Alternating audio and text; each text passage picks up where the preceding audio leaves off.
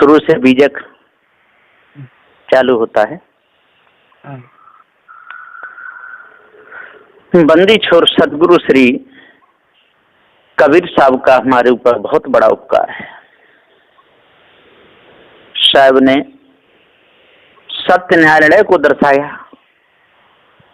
भ्रम भूल कल्पना पूरी दर्शा दी और जड़ चेतन का भी पूरा ज्ञान कराया, कोई कसर नहीं छोड़ी। सदगुरु श्री पूरन साहब जी ने भी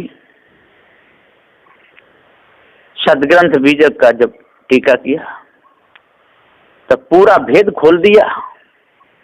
जैसा भाव था सदगुरु श्री कबीर साहब का वैसा ही रखा, कोई फेर बदल नहीं किया। श्री सदगुरुवे नमः, श्री आदर सूचक शब्द है। सद कहते हैं तीन काल तीन अवस्था में कभी इसका नाश न हो, और गु कहते हैं अंधकार, रू कहते हैं प्रकाश। ऐसे प्रकाश करने वाले सदगुरुदेव के चरणों में मैं 3 बार बंदी करता हूं। पारक स्वरूप सदगुरु श्री कबीर साहब का वचनामृत मुख्य उपदेश रूप, ये पारकी सदगुरु श्री कबीर साहब जी का मुख्य उपदेश रूप है बीजक। इसमें भावबंधनों से छुड़ाने के लिए उपदेश दिया है। इधर उधर का कोई कलेवर की कोई जरूरत नहीं। बीजक मूल सदग्रंथ बी का ये वासना जाके जमा कई करने वाला, और मूल का ये मुख्य धन। सदग्रंथ, सदग्रंथ कहते हैं अनंत पृष्ठों से जुड़ी हुई पुस्तक का नाम है, जिसमें सारग्राही बातें हो, सारग्राही उपदेश हो, भव से छूटने का उपदेश हो, उसे सदग्रंथ कहा जाता है। बुरहानपुर कबीर पंथ गद्दी के प्रथमाचार्य श्री सदगुरु श्री पूरन साहब जी के पाठ्यक्रमानुसार दया गुरु की, बिना गुरु की दया के कुछ होने वाला नहीं है। सदगुरु श्री पूरन साहब कृत मंगलाचरण वंदना पद सोरठा। बंदो चरण सरोज जिन यह बीजक निर्मयो, परख दिखायो खोज ते गुरु सम दूजा नहीं। सदगुरु श्री पूरन साहब जी क्या कह रहे हैं कि बंदो चरण सरोज, ये सोरठा की पहली कड़ी है। जिन्हें बीजक निर्मयो, इनके चरणों की मैं वंदना करूं, उनकी कर रहा हूं जिन्होंने बीजक का निर्माण किया, जड़ चेतन का भेद खोला। बंदो चरण सरोज, बंदो चरण सरो सरोज कहते कमल, चरण कमलों की मैं वंदना करता हूं, जिन्होंने कितना प्रकाश किया, जड़ चेतन का भेद बता दिया, अज्ञानता का पर्दा फाड़ दिया। परख दिखायो खोज, और परख करके खोज करके दिखा दिया कि भैया चारों तत्व जड़ हैं और इनको जानने वाला जनैया चेतन जीव है, इसलिए इसके ऊपर कोई ईश्वर ब्रह्म परमात्मा नहीं है। और जो पंच प्राण हैं ये भी जड़ हैं, और पंच वायु पिंड की, पंच ब्रह्मांड की, ये सारी की सारी जड़ हैं, ये चेतन नहीं। चेतन केवल चेतन जीव ही है, यही ज्ञान स्वरूप है। ते गुरु सम दूजा नहीं, ऐसे सदगुरु श्री कबीर साहब के समान और पहले कोई दूसरा नहीं हुआ, और वर्तमान में भी नहीं हुआ था। आज जो पारकी संत हैं वो सदगुरुदेव के अनुयायी हैं, और वो सत्य न्यायालय का उपदेश दे रहे हैं। इसलिए भ्रम को त्यागने के लिए पारक ज्ञान बहुत जरूरी है। निर्णय दीन कृपाल परख प्रकाशी स्थिर पद, परखायो सब जाल महादुखित जीव जान के। ये कड़ी दूसरी है सोरठा की। निर्णय दीन कृपाल, सदगुरु श्री कबीर साहब ने बिल्कुल निर्णय करके दिखा दिया, जड़ चेतन का पूरा भेद बता दिया। सबका जनैया, सबका थपड़िया, सबका मनैया, सबकी स्तुति करने वाला, सबके नाम रखने वाला ये चेतन जीव है, ऐसा भेद खोल दिया। परख प्रकाशी स्थिर पद, और ये परख प्रकाशी स्थिर पद ये चेतन जीव ही है। ये परखने वाला, सबके नाम रखने वाला, सबकी कीमत आंकने वाला, सबकी इज्जत करने वाला, समय पे सबको दंड देने वाला कौन है? चेतन जीव है। परख प्रकाशी स्थिर पद, और सर्व बंधनों से यदि छूट जाए तो ये स्थिर अपने स्वरूप में स्थिर हो जाएगा। परखायो सब जाल, सदुदेव ने सारे जाल परखा दिए। वैसे तो जाल बहुत हैं, जालों की कौन गिनती करेगा, पर यहाँ पर मुख्य रूप में दो ही जाल हैं, इसमें सब आ जाते हैं, खानी और वाणी। खानी में स्त्री पुत्र कुटुंब परिवार का कितना बड़ा बंधन है, ये सारा परखा दिया। और वाणी जाल में ईश ब्रह्म परमात्मा, देवी देवता, तंत्र मंत्र, जादू टोना, 4 वेद 6 7 18 प्राण, 4 फल 4 मुक्ति, 12 अवंतर, 14 विद्याएं, कितना बखेड़ा खड़ा किया। इन मायावी गुरुवा लोगों ने सब परखा दिया। परखायो सब जाल, महा दुखित जीव जान के। और सदगुरुदेव ने बहुत दुखी देखे, इसलिए कोई उल्टा लटक रहा है, कोई 84 धूनी तप रहा है, कोई कंदलाओं में जाकर के बैठ गया है, कोई पर्वत पहाड़ों पर चढ़ रहा उतर रहा है, कोई नंगा धड़ंगा ही टूट रहा है। इसलिए सदगुरुदेव ने जड़ चेतन का भेद बताने की कोशिश की। दया क्षमा संतोष धीरज शील विचार गुण, एक अनेक को धोख परखायो निज परखते। ये कड़ी नंबर 3 है। सदगुरु श्री पूरन साहब जी यहाँ बता रहे हैं और कह रहे हैं कि दया क्षमा संतोष, सदगुरुदेव जी बहुत दयालु थे और क्षमाशील भी थे और बहुत संतोषी थे। धीरज धैर्य धारण किए हुए रहते थे, कोई कुछ भी कहता रहता था, साहब जी अपने चाल में ही रहते थे। शील का पालन किया था, ब्रह्मचारी थे, नम्रता कोमलता थी और विचार युक्त उन्होंने अपना जीवन जिया। एक अनेक को धोख, जो एक ब्रह्म था, जो अनोखों के लिए धोखा था, अनेकों लोग भूल में भूले थे, वो सारी धोख बता दी। परखायो निज परखते, और निज परखते सदगुरुदेव ने ये सारा जाल परखाया। असरण शरण उदार सुख साहिब सुख रूप, जो कहूं टीका विस्तार तब पारखते कृपा निधि। ये कड़ी 4 है। सदगुरुदेव जी कहते हैं कि असरण शरण उदार, और असरण को शरण में ले लेते थे, बड़े उदार थे सदगुरु श्री कबीर साहब जी। और हमारे गुरुदेव जी भी श्री सुखलाल साहब जी अपने गुरुदेव की भी कह रहे हैं कि हे गुरुदेव सुखलाल साहब जी, आप बड़े उदार थे और पार ज्ञान पूरा था। सुख साहिब सुख रूप, जो आपकी शरण में आकर के मुझे बहुत सुख मिला। कहूं टीका विस्तार, और आपकी दया से ही मैं इस टीका का विस्तार कर रहा हूं। तब पारखते कृपा निधि, तब पारखते, हे गुरुदेव आपने मुझे पार ज्ञान बताया, उसी के आधार से, आपके आधार से ही हे कृपा निधि मैं इस बीच का टीका कर रहा हूं। बंदौ संत समाज जे निर्णय गुरु परख के, दृढ़ मम हृदय विराज सदा सुखी दाया निधि। कड़ी नंबर 5। सदगुरु श्री पूरन साहब जी कहते हैं कि बंदो संत समाज, मैं सारे संत समाज की वंदना करता हूं, पर किन को, जिनको पार ज्ञान हो गया हो, जिनको जड़ चेतन का ज्ञान हो गया हो, जो भाव से छूटे हुए हों, उनकी करता हूं। जो शराब पीते हैं, मांस खाते हैं, अंडा खाते हैं, उल्टे सीधे कर्म करते हैं, गालियां देते हैं, है ना, नरक के अपनी काम करते हैं, नंगधन ढूंढते हैं, इनको बैठने उठने का होश नहीं, मैं उनकी नहीं करता। बंदो संत समाज की करता हूं, जो सभ्य संत समाज है, जो वास्तव में जो छूटे हुए हैं उनकी, जो पारखी संत समाज है, जे निर्णय गुरु परख के। और सदगुरु श्री कबीर साहब का इनको पूरा ज्ञान हो गया, पार ज्ञान पूरा हो गया है।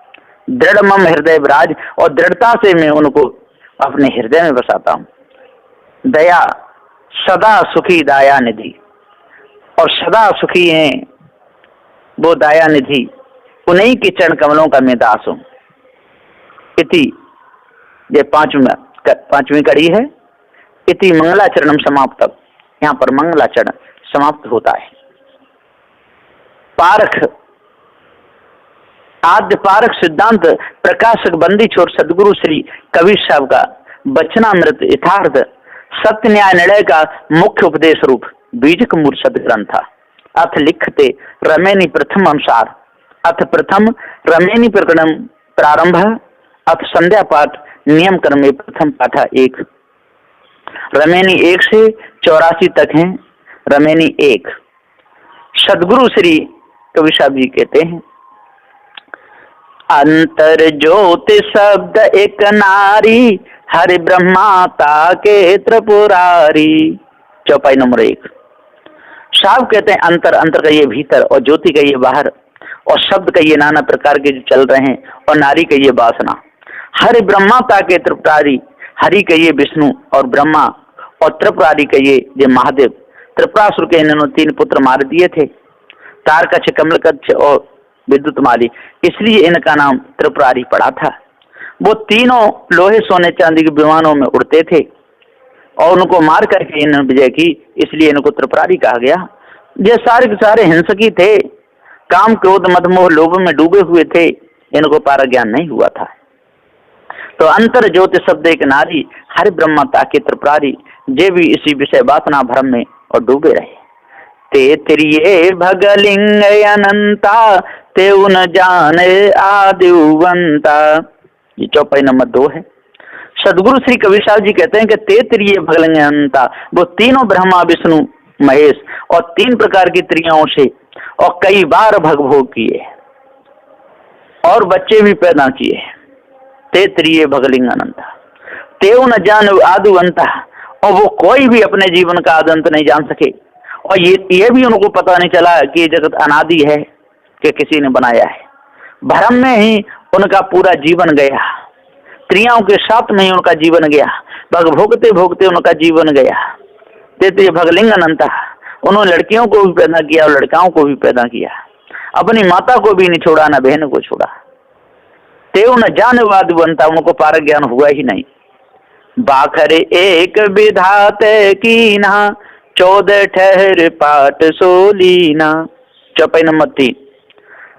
सदगुरुदेव कहते बाखरे एक विधाते कीना, और उन्होंने यही कल्पना की कि ये सारा संसार किसी विधाता ने बनाया है। 14 ठहर पाठ सोलीना, और उन्होंने 14 विद्याएं और भी बहुत से कलेवर इन्होंने माने और धोखे में ही भूले रहे। इसी भ्रम से ही इन्होंने और अपने हृदय को पाट दिया, और जो उनके शरण में आए, जो उनके शरणागत हुए, उनके भी हृदय को बिगाड़ दिया और ये सारी गाफिली उनके अंदर भर दी। बाखर इस संसार को बताया और किसी परमात्मा ने इस पूरे विश्व को बनाया है, ऐसी कल्पना में उनका जीवन गया, उनको पारक ज्ञान नहीं हो पाया। हरि हरि ब्रह्मा मैं तो नाऊं, 3 पुन 3 बसावल गाऊं। चौपाई नंबर 4। सदगुरु श्री कबीर साहब जी कहते हैं कि इन लोगों ने कैसी कल्पना की कि कोई हरि है, हर महादेव है, ब्रह्मा है, जो महंत थे, इन्होंने ही सारे संसार को रचा, इन्होंने नाम रखे, इनकी दया से सारा संसार चल रहा है। सदगुरुदेव जी कहते हैं श्री कबीर साहब जी गुरुमुख से कि 3 पुन 3 बसावल गांव, उन्होंने जो 3 गांव बसाए वो कहाँ है? उन्होंने जो बसाए वैकुंठ लोक, सत्य लोक, कैलाश लोक, ये कहाँ है? कहीं नहीं। ये सारी झूठी कल्पना है। ये रजोगुण तमोगुण और सतगुण में वास करने वाले यही 3 लोग हैं, इसी में स्त्री पुरुष सब भूले हुए हैं। इसलिए इस कल्पना को अपने अंदर से त्याग दो, तभी पूर्ण शांति मिलेगी, नहीं मिथ्या धोखे में जीवन चला जाएगा। 3 पुनरा चल खंड ब्रह्मंडा, 6 दर्शन 96 पाखंडा। चौपाई नंबर 5। सदगुरुदेव जी कहते हैं 3 पुनरा चल खंड ब्रह्मंडा, इन लोगों ने कैसी कल्पना की है कि उन्होंने ही जो सारी रचना की है। 3 पुनरा चल खंड ब्रह्मंडा, है ना, ये खंड जितने भी 9 खंड हैं और 7 द्वीप हैं, ये 96 पाखंड, ये सब इन्होंने 6 दर्शन 96 पाखंड, 6 दर्शन जैमिनी कणाद गौतम शेष कपिल व्यास ये रचने वाले, मीमांसा न्याय पातंजल सांख्य और वेदांत इनकी रचना करने वाले 6 दर्शन 96 पाखंडा, 12 योगी 10 सन्यासी 14 शेख बखान, 18 ब्राह्मण 18 जन्म 24 से बड़ा प्रमाण। ऐसी इन लोगों ने कल्पना करके और धोखा, सारे संसार को धोखा ही दिया। पेटन काहू वेद पढ़ाया, सुनत कराए तुरक नहीं आया। चौपाई नंबर 6। गुरुमुख सदगुरुदेव कहते हैं भैया पेट में काहू ने किसी को वेद नहीं पढ़ाया, ये सारी बेकार की बात है। पेट में काहू वेद पढ़ाया, सुन्नत कराए तुर्क नहीं आया, और सुन्नत करा करके मुसलमान भी नहीं आया। ये बारह ही सुन्नत कराते हैं। एक तरफ अल्लाह खुदा की मानंदी भूले हुए हैं और एक तरफ ईश्वर परमात्मा की मानंदी भूले हुए हैं। नारी मोचित गर्भ प्रसूति, स्वांग धरे बहुते करतूती। चौपाई नंबर 7। सदगुरुदेव कहते हैं नारी मोचित गर्भ प्रसूति, इन सबका नारी के अंदर चित रहा, गर्भ को धारण करते रहे, नारी भी गर्भ को धारण करती रही, है ना। प्रसूता नारी बच्चे को जन्म देती रही, लड़की को जन्म देती रही। स्वांग धरे बहुते करतूती, श्रृंगार करती रही, मांग भरती रही, पूरे शरीर को सजाती रही, पुरुष को भुलाती रही और पुरुष भी उसके चक्कर में भूले रहे। जिस सब के सब धोखे में रहे, इन किसी को भी पार ज्ञान नहीं हुआ। महाधोखे में, गाफिली में इनका पूरा जीवन गया। तैया हम तुम एक लोहू, एक प्राण व्यापे मोहू। चौपाई नंबर 8। सदगुरुदेव कहते हैं कि तैया हम तुम एक लोहू। सदगुरुदेव कहते हैं आपके भी शरीर में लोहू खून है, हमारे में भी है और सबके है, और रजवीर से सबका शरीर बना हुआ है। इसके ऊपर कोई ईश्वर परमात्मा नहीं है, इसलिए किसी को कष्ट देना, दुख देना बेकार है। विषय वासना भ्रम से छूट जाओगे तो मुक्त हो जाओगे, यदि नहीं छूट पाए तो नहीं मुक्त होगे।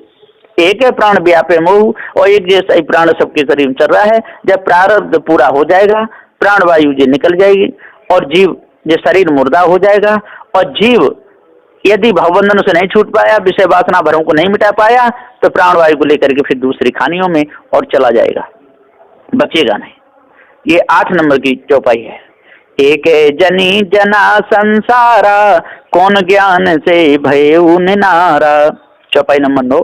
सदगुरुदेव कहते हैं एक जनी जना संसार, देखो एक जैसी नारियों से सबका जन्म हो रहा है, चाहे वो मुसलमानों में हो, चाहे हिंदुओं में हो, ईसाई, पारसी, यहूदी, कहीं भी हो, नारी के द्वारा ही सबका जन्म हो रहा है। एक जनी जना संसार, कौन ज्ञान से, फिर कौन से ज्ञान से आप हिंदू हो गए, आप मुसलमान हो गए, आप पारसी हो गए, आप यहूदी हो गए, आप ब्राह्मण हो गए, आप क्षत्रिय वैसे हो गए, आप शूद्र हो गए, सिख, सैयद, मुगल, पठान हो, कौन से ज्ञान से? ये सारी बकवास है। ये 9 नंबर की चौपाई है। भो बालक भग द्वारे आया, भग भोगी के पुरुष कहाया। चौपाई नंबर 10। सदगुरुदेव कहते हैं कि भव बालक भग द्वारे, जब बालक जन्म लेता है तो भग के द्वारा ही आता है, चाहे वो लड़की हो, चाहे लड़का हो, चाहे नपुंसक हो। भग भोगी के पुरुष कहाया, फिर बड़ा होता है, ब्याह शादी करता है, उसी भग को भोगता है, फिर पुरुष कहलाता है। सदगुरुदेव कहते हैं वैसी वासना बनती है तैसी खाने के लिए चला जाता है और भवबंधन से छूट नहीं पाता। जब तक जिससे निकला, जिससे जन्म लिया, उसको भोगना बंद नहीं करेगा और ये 4 वे 6 7 18 प्राणों की वाणी को नहीं त्यागेगा, तब तक मुक्त होगा ही नहीं। अब गति की गति का हूं न जानी, एक जीव कित कहूं बखानी। चौपाई नंबर 11। सदगुरुदेव जी कहते हैं कि जो गति में नहीं आता है, या चित्तमन बुद्धिवाणी नहीं पहुंचती, लिखने में भी जो नहीं आता है, तो उसकी गति को कोई नहीं जान सकता, वो मिथ्या बकवास है। एक जीव कित कहूं बखानी, और जिधर देखो इधर जीव ही कल्पना फैला रहा है, चाहे मूर्ति बना के फहरावे, चाहे नदी नालों की महिमा बढ़ावे, चाहे पर्वत पहाड़ों की महिमा बढ़ावे, जो भी करे तंत्र मंत्र जादू टोना में लगे, है ना, 33 करोड़ देवताओं को बतावे, सारी महिमा इसी की है। इसलिए हे चेतन जीव, तू अपने आप को जान और भरम भूल कल्पना को अपने अंदर से निकाल दे। जो मुख हो जीव 10 लाखा, तो कोई आए महंतो भाखा। चौपाई नंबर 12। यहाँ पर माया भी गुरबा लोग कहते हैं कि जिसके मुख में 10 लाख जीव हो, वो गुण गा सकता है, या 4 वेद 6 शास्त्रों को जो पढ़ ले वो इस बखान कर सकता है। तो कोई आए महंतो भाका, ऐसा कोई महंतो आवे और ऐसा उपदेश दे, और तब वो भी भवबंधनों से छूट जाएगा और उसके चेला भी छूट जाएंगे। सदगुरुदेव जी कहते हैं नहीं, ये सारी बेकार की बात है। जो 10 इंद्रियों पर विजय प्राप्त करेगा वही भवबंधनों से छूटेगा, और नहीं तो नहीं छूटेगा। ये 12 नंबर की चौपाई है। अब आगे साखी में सदगुरुदेव जी कह रहे हैं कि कहीं कबीर पुकारी के, इले यू व्यवहार, राम नाम जाने बिना भव बूढ़ मुआ संसार। साखी प्रमेनी एक में 12 चौपाई एक साखी है। साखी साक्षी गवाही रूप में चेतन जीव सत्य है, भ्रम भूल कल्पना मिथ्या धोखा है, पर करके त्याग दो। कहीं कबीर पुकार के, मैं पुकार करके कहता हूँ, इले यू व्यवहार, एक तरफ ई खानी जाल में, एक तरफ ऊ बाणी जाल में, इसी में सारे संसार के लोग फंसे हुए हैं। विषय भोगी लोग, बच्चे पैदा करने वाले लोग, इसी खानी में ही मौज लेने वाले लोग भूले हुए हैं इसी कुटुंब परिवार में, इसी व्यवहार में। ऊ व्यवहार और एक तो ऊ ईश ब्रह्म परमात्मा को मानकर, देवी देवताओं को मान करके चार फल चार मुक्तियों के प्रलोभन लगा रहे हैं, अष्ट सिद्धि नौ निधियों में भूले हुए हैं। राम नाम जाने बिना, राम नाम, राम कहिए क्षणों परमात्मा, नाम कहिए निर्गुण परमात्मा, जाने बिना बहुत बूढ़ मुआ संसार। सदगुरु श्री कबीर साहब जी कहते हैं कि राम नाम जाने बिना, राम कही चेतन जीव, नाम कहिए पारख बोध, जाने बिना बहुत बूढ़ मुआ संसार। सारा संसार डूब डूब करके मर रहा है, किसी को पार ज्ञान नहीं हो रहा है, ईश ब्रह्म परमात्मा के पीछे पड़े हुए हैं, तंत्र मंत्र जादू टोना भूले हुए हैं, शंकर भूत भवानी हनुमान चालीसा पढ़ पढ़ करके, दुर्गे चालीसा, जाने कितने लोग और भूल में और भटका खा रहे हैं। सदगुरुदेव कहते हैं आज अपने आप को जानो, भ्रम भूल कल्पना को मिटाओ, तब पूर्ण शांति मिलेगी, नहीं तो मिथ्या धोखे में जीवन चला जाएगा। बस यहीं पर मैं अपनी वाणी को विराम देता हूँ। बोलिए श्री सदगुरुदेव की जय।